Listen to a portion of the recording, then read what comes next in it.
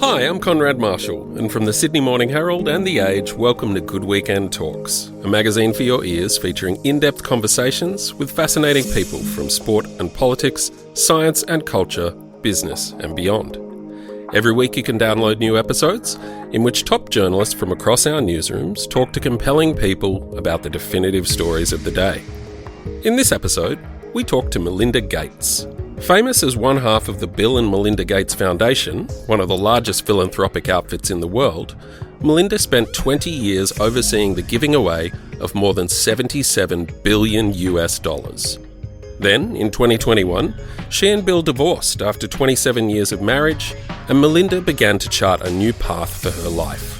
This path is the subject of a feature profile in this week's magazine, The Gigantic Joy of a Fresh Start, in which Gates discusses the end of her marriage, the hard-won pleasures of personal growth, and philanthropy in Trump's America.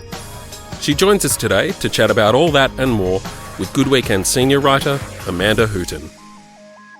Congratulations on the book. I've really enjoyed it. Thank I actually you. wanted it to be longer. I kept thinking, oh no, I seem to be getting towards the end on my electronic copy. But it was a really thoughtful and at times really beautiful reflection, and I really enjoyed it. Oh, so, thanks, Amanda. That's well so good done. to hear. Thanks. Yeah, well done. It's a massive achievement, so congratulations. Yeah. So let's jump right in with perfectionism. Okay. The reason I was thinking about this was it's the first, after that lovely first chapter about your dad, it's the first of your own sort of personality traits that you sort of choose to reflect on.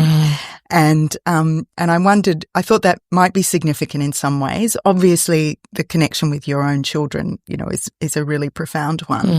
But I wondered if you could talk a little bit about where you think perfectionism comes from in your own life, was it something you were born with? Did you develop it as a child or a young adult? And how you feel it perhaps both helped and hampered you as you sort of move through your life? Yeah, I chose to reflect on perfectionism so early in the book because it's one of those things that I think I didn't really drop soon enough in my life. And I wished if I had known it earlier that I needed to drop it and had tools for letting go of things, I think I would have just relaxed into life more. And I think I definitely was not born with it. I don't think anybody's born with a trait particularly like that. But I think society puts it on us as women, and I'll say, or put it on me as a young girl and as a woman. And I, for sure, there's something about growing up in Texas, your makeup needed to look right, your hair needed to look right. I mean, but I bought into that, so I have to admit that, right? And there was kind of this ideal also when I went to school at Duke University. This came out later, actually, when I was on the board at Duke. They surveyed young women on campus, and there was this idea, which definitely existed when I was there, which is you had to look like you hadn't worked too hard to look good that day. So here I am studying computer science and trying to look good enough, as you walk up and down the campus, which is just ridiculous and silly. And then for sure in society, when you go out in society, I know many women face this. We're supposed to be able to kind of do it all and still, look like we're not under pressure when we are, look good when we're not feeling good. And it's just ridiculous. And I actually naively thought it would get better when social media came along, especially for moms. I thought, they'll share more of their stories and the hardships and my playroom's completely messy today, which it is almost every day you have a child. But in fact, it made it worse, which is just sad, actually. And so I also put it very early in the book because I thought it was an important message that, again, had I learned it earlier, it would have helped me. So maybe if other women can learn it earlier, maybe it's helpful to them in some way. Absolutely. Absolutely. I think that's so true, isn't it? That sort of curated life, that perfectionism that is sort of delivered to us on our screens all the time, that it absolutely makes things worse. It's one of the really toxic parts of social media, certainly for young women, I think. And so how did you address it in your own life? You talked about it in relation to your children. I don't know if you want to address it in that lovely Winnicott, good enough way, which that sort of philosophy of Mr. Winnicott has helped me a lot in my own parenting journey. Definitely. But how did you get on top? When I learned about being a good enough parent, someone said it to me and I said, can you write me more about that? Like, where does the concept come from? Can you share more? And when they did, it just sort of like opened my mind. I was like, oh my gosh, if that's the bar, a good enough parent, I was like, I've cleared that bar. Like, I am clearing that bar, right? And I don't have to be perfect. And the other thing is, the more you reflect on it, the more you think, wait a minute, there is no such thing as a perfect parent. Who can define whether a mom doing this or that, or working or not working, or putting on the birthday party or not putting on the birthday party? There is no such thing. And so it really helped me relax more into my parenting. Quite frankly, it took the pressure down in the house. The kids even say so. Yeah. Oh, Mom, things got easier, right? I wasn't on them so much either. Like, oh, I've got to raise these children that, yes, their manners are perfect, or, they exactly know how to do their laundry really well before they go to college. No, it can come out. They could have mixed the reds and the whites and somehow they're going to still be okay, Exactly. And they don't have to look perfect walking down the corridors. So that's a good thing. Yes. When they're at college. I mean, and the other wonderful thing about Winnicott, I always think, is that reflection that, in fact, being a good enough parent is really important for children, that it helps them be the best version of themselves. Absolutely. I think that's a really wonderful thought as a mother, isn't it? It's kind of reassuring. Definitely, because we want to be good role models for our children, right? So I realized if I'm role modeling, I have to be perfect. My God, what are they picking up, right? That's not fair to them. Yes. There's also a meditation teacher who I used to listen to a lot of his lectures, James Baraz, and one of his lectures was about really thinking about all these different parts of yourself and accepting the parts that you don't like, because we all have those parts. And part of perfectionism is actually kind of pushing those away and going, no, I don't have that. No, but if you invite those in to sit at the table with you and you look at them and go, yeah, okay, I'm that, okay, yeah, I don't quite know enough. Oh, yeah, that was me on that day, Yes. It just frees us up in life. And then I could also laugh at myself more, and it allowed me as a mom for my kids to laugh at me, right? And to bring up jokes. They still bring up jokes. Oh, remember when Mom called so-and-so the wrong name, or, which I did all the time with their friends, all the time. Oh, well, I love that little joke that you told in the book where you would talk about being grateful for something around the dinner table, and the children had to kind of bite down when you were talking about the beautiful little wren you'd seen in a bush. Totally. They're like, all right, Mom, really? Oh my goodness, Mom, another romantic gesture. Yeah, I that's very true to my own life too. Yes. And that's that we can all have those laughs with each other. It doesn't always have to be, completely serious and hardcore. I think that's a real relief, isn't it? Yeah. Yeah, we have to be able to laugh at ourselves, and our kids have to be able to laugh at themselves. And there are funny things that happen in life. And if you can accept those, and you can even be humble about them and sometimes bring them up, it leads to people being more authentic, even that you're just getting to know, right? Yeah, absolutely. So how do you find being a grandparent in this context? Do you need to worry about being a good enough grandparent, or is that just a completely different, are we in a different world there where you just get to be I get to be just totally on team. Totally funny, silly, laughing, show up, get down on the ground as soon as I come in the door, crawling around, If I was tough on myself as a grandparent, it would be, oh, why am I not seeing the grandkids more? And of course, I would love to see them more, but they are on the East Coast and I live in Seattle, right? So I see them as much as I can. And when I'm there and I do get the, hours on this day or hours on that day with them in between naps and feedings, I'm very, very present to them. And it's very joyful. Yeah. Oh, yeah. That's lovely. It seems like a trait for an experience for lots of women that I've talked to about it, that it's,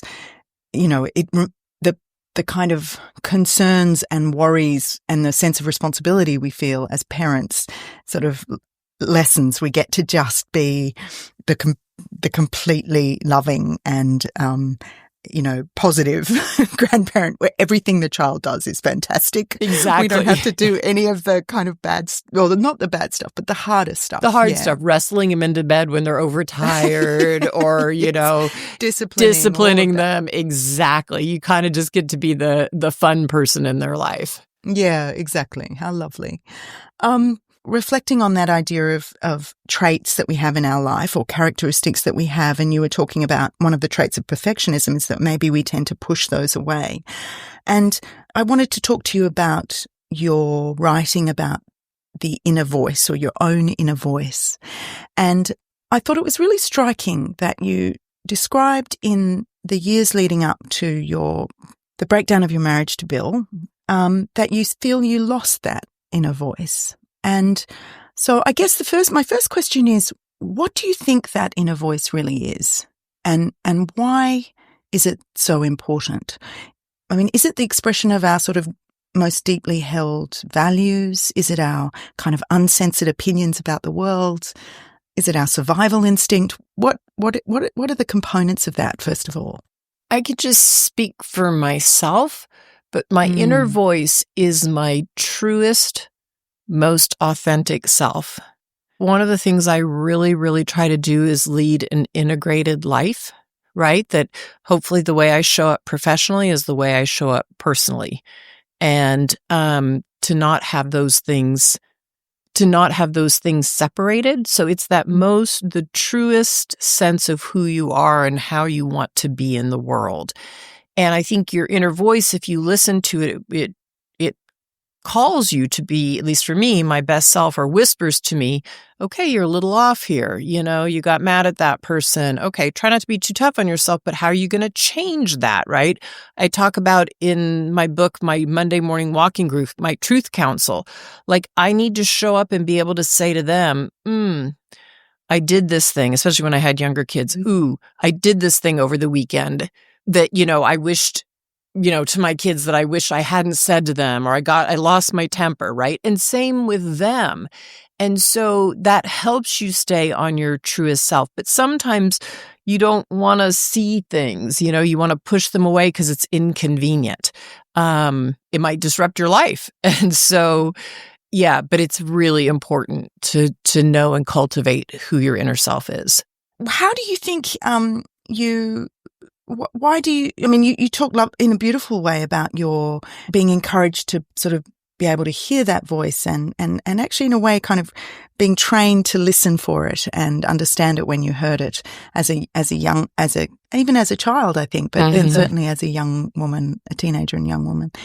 So how do you think you lost it in your sort of adulthood? Is it a function perhaps of when things get difficult and maybe parts of your life are not, you can't afford to hear that voice because parts of your life are in conflict with it? What was happening? Well, when you're in a relationship with somebody else, let's just say even a trusted friend, right? Yes. You want to have the same values. You want to be able to move forward the same. And so when you enter a marriage, at least in our case, we certainly had agreed on our values, right? And you can think for a long time you're living those values, but if you start to find that one partner is veering off, you have to ask yourself, well, am I veering off too? And not even big things, but even people that come into your life that you think, maybe that person's not such a great person, Yeah. Or maybe you start going to too many events where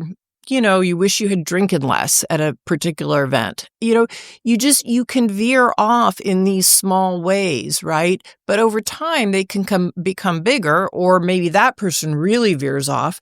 And so you might try and repair. And if the person says they'll change, but they don't, then you have to say, can I stay true to my values and be in deep, intimate relation with this person? And that was what I was feeling and needed to really listen to. Yeah. And that's what you need to sort of kind of get to grips with, isn't it? Because there's lots of competing values there. Obviously, there's the time and the investment and the strong bonds that you have with somebody. And I think it's a very interesting reflection when you think, especially in small ways, there's always a sort of a sense of, well, just how important is this compared to the enormity of a life with someone or a family with somebody, or even a really deep friendship.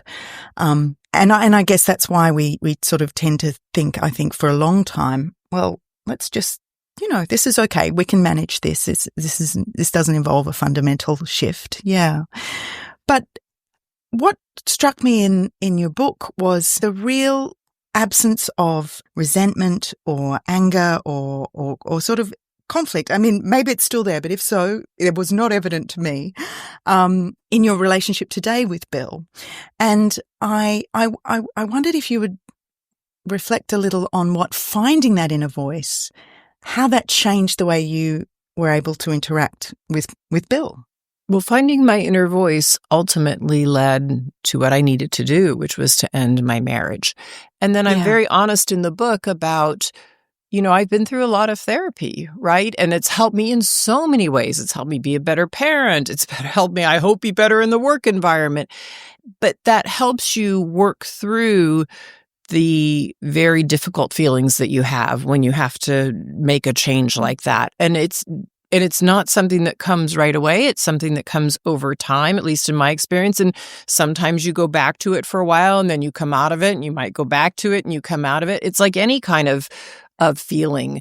And that is another reason why I felt like it was so important to be honest about therapy in my life. Like it has really made a fundamental difference in terms of, I think, who I am in the world and remaining true to my inner voice, right? And that's work you can only really do on yourself. It's not the other person is making decisions at all for you, but it's in that relation, in that room, that you can name your truth of what's really happening and then ultimately make some decisions for yourself. Yeah.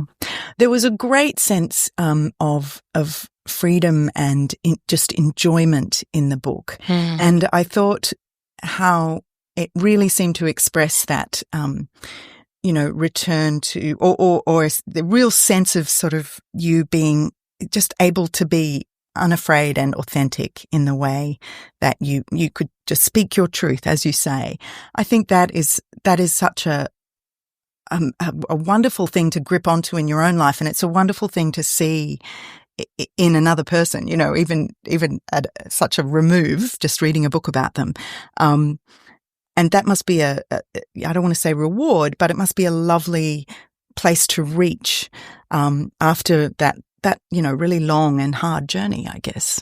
And partly I wrote about some of that in a limited way. One, because people knew I had been through that. But two, I also wanted people to know that there can be beauty on the other side. There was an opening for me on the other side that I just never expected. I had no idea, right? Just like I write about having grandchildren in the book. That is just a gigantic opening of joy for me, right? The fact that I have these two little granddaughters, I didn't expect it that by this age, I kind of thought I'd be a little older, but okay, great. I'm, young enough that I can get down on the ground and do silly things and pick them up and jump around and go down the slide. And so, I want people to know that in any transition you're making, one you expect, one you don't expect, one that's exhilarating, one that's scary, that, if you pause in that in-between space and you garner as many lessons as you can in that space, there is beauty and there are openings on the other side that are completely unexpected, and they will come, but sometimes you need other people like your friends to hold out that perspective for you, or you need to go to a spiritual writer, and pull their book off the shelf and go, okay, wait a minute, here's some perspective on the situation. Yeah.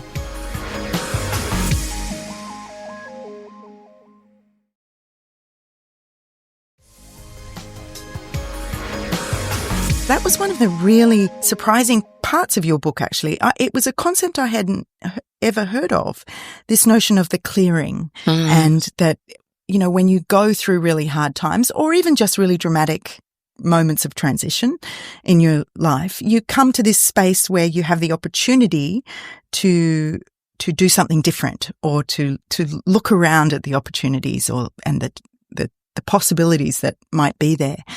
So just describe for people how you can kind of reach that clearing, or what it feels like to be there, how we can kind of open ourselves up to those possibilities. Because I guess the irony is that they come often at very difficult moments in life, right? Right.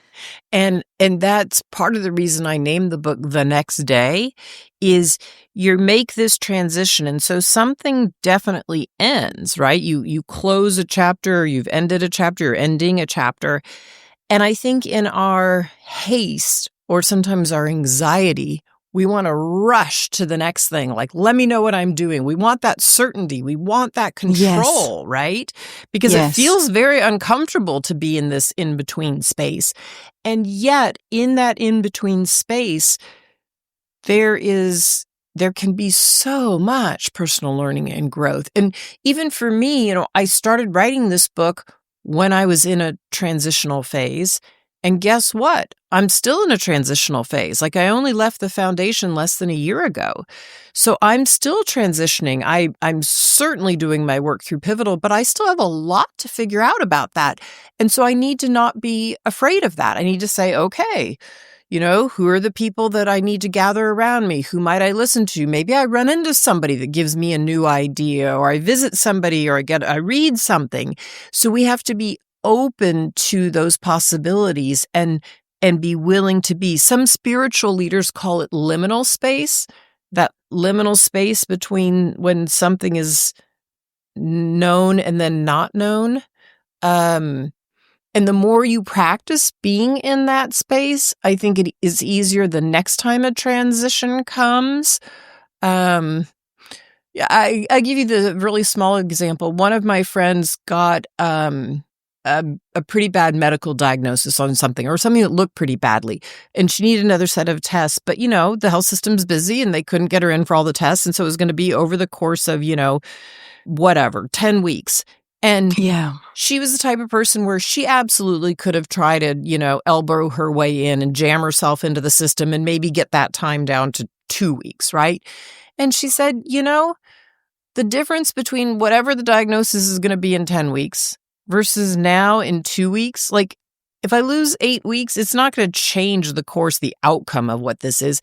And she said out loud, she's part of my truth council, she said, I just need to be comfortable being in this uncomfortable place of not knowing what the outcome is, right? Wow. And I was like, wow, that is a powerful example. It sure is, because we all know that feeling, and your strong impulse is to try to sort it out as quickly as you can, right? Definitely. Yeah, get it over with so that you know what you're dealing with. Totally. But I guess I see exactly what you're saying, because then in that extra 8 weeks, you have the chance to really think, well, what are the options, and how might I think about the potential paths forward? Yeah. Right. And what if it's the worst? What if it's the worst diagnosis? What if it's the best outcome? What if it's somewhere in between? Because guess what? At the end of the day, we are all going to die.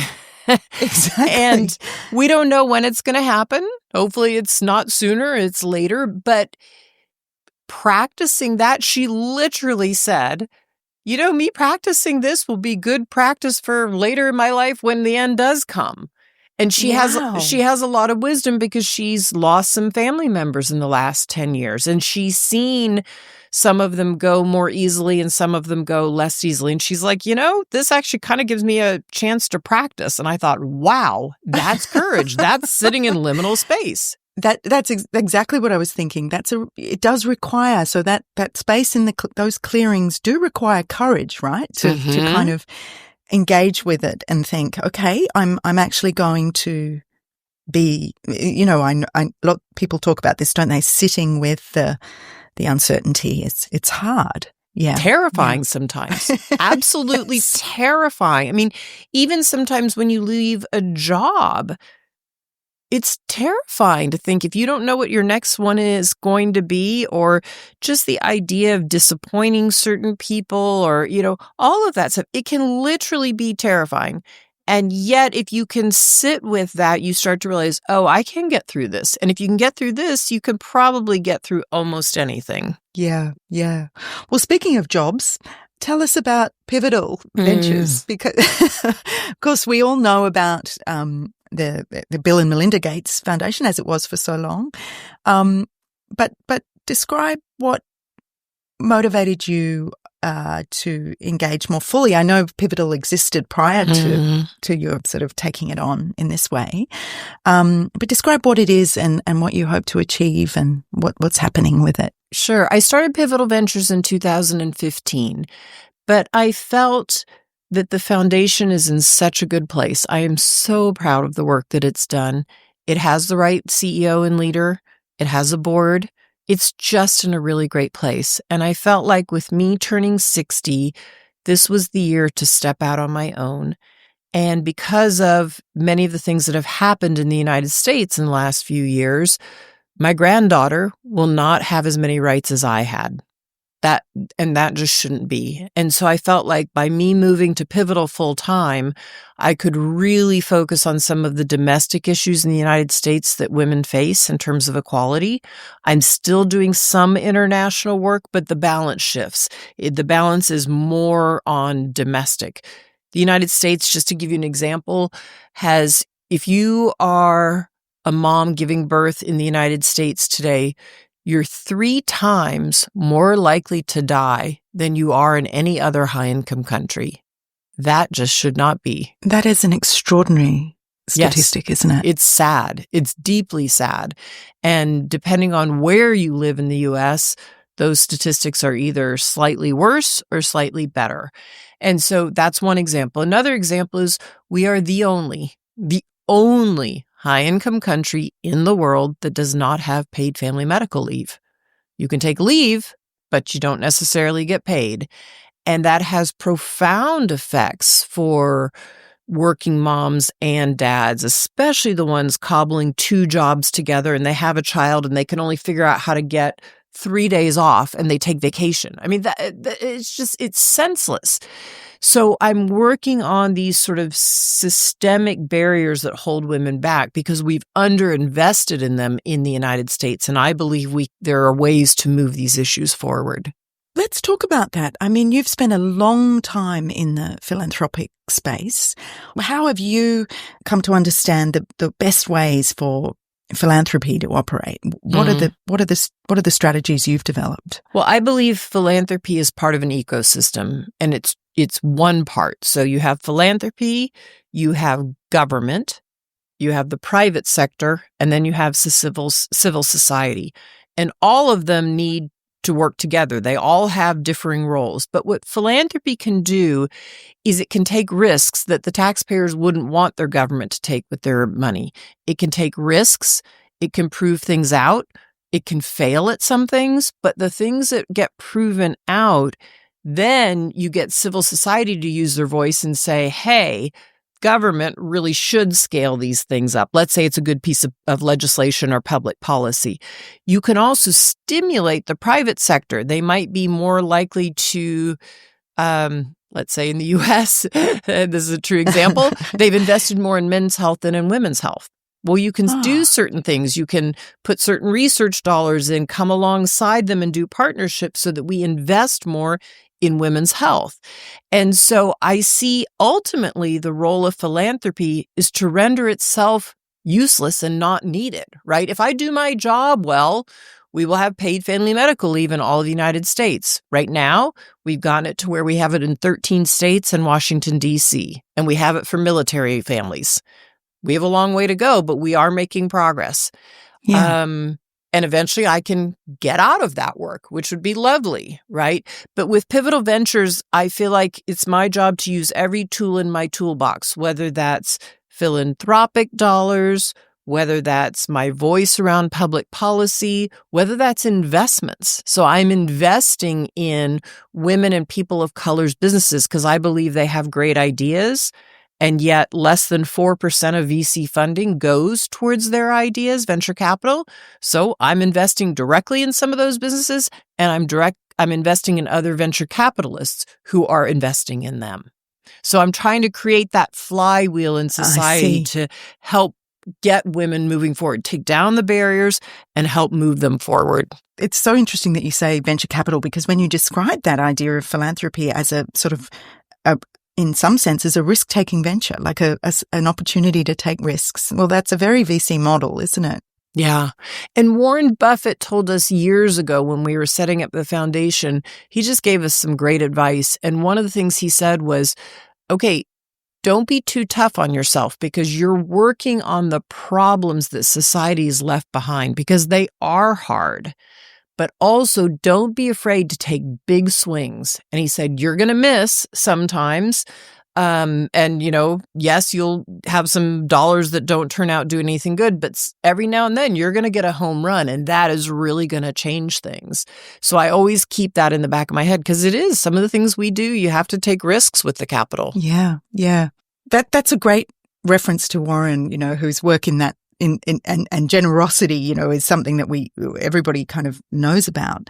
I think one of the loveliest bits of the book is when you talk about your own father and the way that he encouraged you and instilled in you a real sense of self-worth and power, that you could kind of go and have an awesome career in tech and, that he was going to stand beside you when you had your clear nail polish on. Totally. In year 4.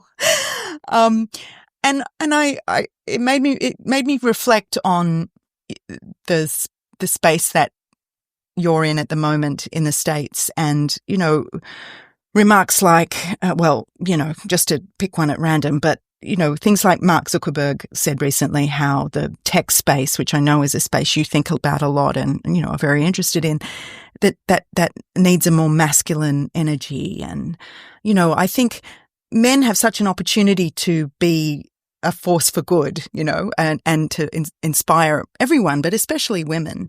I wonder how you feel about, are American men stepping up in this moment? Do you find that you have, good American partners that you're working with? The men I know, the men I work with, and know there are some amazing partners. And I know some amazing male spouses out there just really, pulling their weight at home and at work. So I don't like anything that pits masculine versus feminism, women versus men. It's a useless narrative. We all rise together. And so when women rise, men don't fall back. The pie gets bigger. It doesn't get smaller. So I just find those conversations just not fruitful at all. And I try to work with the partners who I know have great values and are trying to move society forward for women and for men.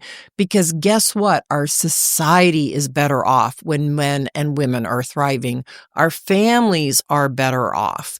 So, yeah. Tell me a little bit about women in AI and women in tech. You wrote about it. I can't remember now whether it was in your most recent book or in The Moment of Lift, but you talked about this extraordinary thing of women having not, and especially women of color, having not been part of AI in its sort of early development. Tell me a little bit about that space. It is really important that women have a seat at the table because, first of all, technology has changed our society and it is pervasive.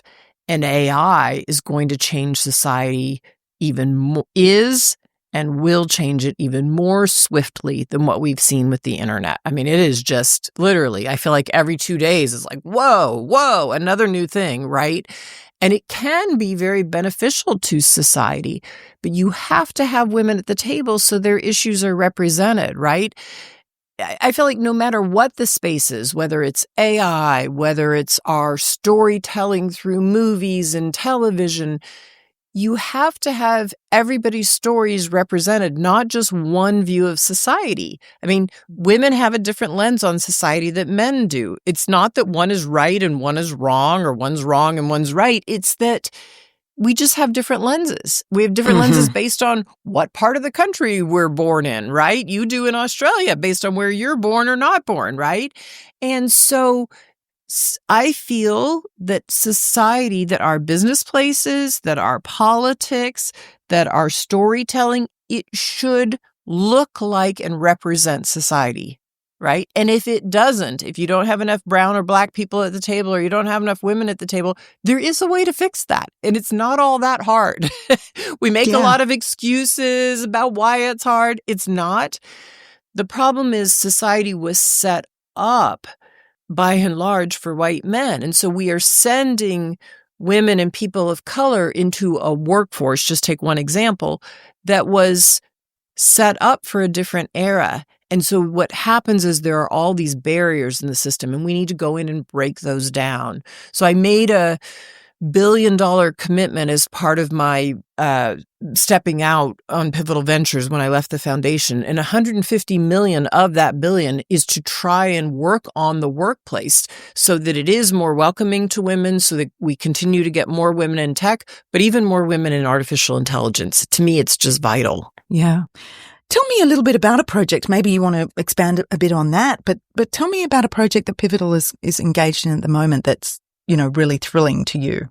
Well, one that's really thrilling is still unknown in a certain sense. I'll explain what I mean, which is I announced last year $250 million as part of this $1 billion commitment through an organization called Lever for Change. And what they're doing is they're taking proposals from all over the world related to women's health and well-being. And what are solutions people are using to help women with their health and well-being? Those will all be vetted and sifted through, and then we will award a set of winners that you'll hear more about in the fall. So to me, that's really exciting because you're bringing forward lots of ideas in society. There is no chance that my team or I have anything close to all the good ideas about how to help women's health and well-being. We'll be lucky if we have 2% of our ideas are good, right? But I think there are a lot of examples out there that we need to unearth, and then we can fund and we can showcase them, and they will change things for women. Melinda, would you yourself kind of be looking through those proposals? Would you be like, I love this one, or do you take a more hands-off role in that selection procedure? I have a chosen council of people who've signed up to go through all of the proposals and then rate them. And I will see them much more close to the final, not the final, but much closer to the final. Again, I'm trusting that the people that I choose that are, going to vet these proposals and that we've chosen to be part of that they'll make sound judgments, right? And again, some of them will have lenses on society that I just won't have because I grew up in Dallas and went to school on the East Coast and then moved to Seattle. Somebody else might have grown up, in the North and moved south and gone somewhere else. So I want a range of people vetting proposals. What do you think? You were speaking earlier about, some of the headwinds that women and girls and families are facing at the moment in relation, in all sorts of ways, and I guess your focus is especially in the US. How do you maintain your sort of sense of hope and positivity and optimism in difficult times, or in times of where you do feel there are sort of strong headwinds against what you're trying to do in other sectors of society? You talked about the different parts of society and how they all need to work together. How do you stay positive about what you're doing in your sector when others maybe are not moving in the same direction? When I see, for instance, more females going into state legislatures, that's something I've been behind. In the US, there are 7,000 legislative seats at the state level. They have immense power to create policy and to move state dollars. And so as I see that number ticking up, I see more women. I see some places, a couple of states now where we have literally equality in terms of male and female legislatures. That keeps me hopeful, even if things look, at the national level, much, much more difficult. I also stay hopeful when I see change happening at the community level, because ultimately, communities change and then hopefully those good ideas bubble up and you start to fund them in other places. But when I see great work going on at the community level, or even just small acts of kindness, I don't know, those all give me hope. I think of them as even a small act of kindness. I think of them as drops in the bucket, right? You can put drops in the bucket, but over time, guess what? You fill up your bucket, right? It does happen. So, and sometimes the change comes more slowly. Sometimes, I'm adding a cup of water to the bucket on that day. That's a good day, right? But it does add up over time. Yeah, I think we all have to cling to that, don't we? The drops in the bucket. Melinda, thank you so much for this chat. It's been really illuminating and a wonderful talk. I'm so glad we could do this, Amanda. Thank you. That was philanthropist Melinda Gates talking with Good Weekend senior writer Amanda Hooton on the latest Good Weekend talks. Coming soon, we chat with Kos Samaras, the political commentator and pollster and former Victorian ALP secretary, about the Labor Party and working class voters. If you enjoyed this episode, please remember to subscribe, rate and comment wherever you get your podcasts, and keep tuning in for more compelling conversations. Good Weekend Talks is brought to you by the Sydney Morning Herald and The Age.